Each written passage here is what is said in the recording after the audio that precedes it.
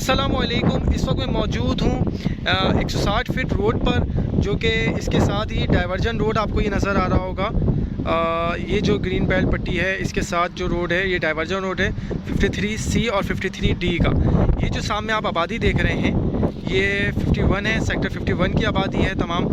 और उसके साथ ये जो आप बीच में ग्रीन बेल्ट नज़र आ रही है आपको ये वाली, इसके उस तरफ जो है 53C है और रोड के इस तरफ 53D है। और ये जो 53D का एरिया आप देख रहे हैं इसके साथ ही ये तमाम सेवरेज लाइन जो है वो इंस्टॉल हो गई। ये बरसाती नाला आ गया और ये पीछे जो है इमाम बारगाह आ गया। इमाम बारगाह के साथ ही अकब में उसके साथ सारी प्लॉटिंग है।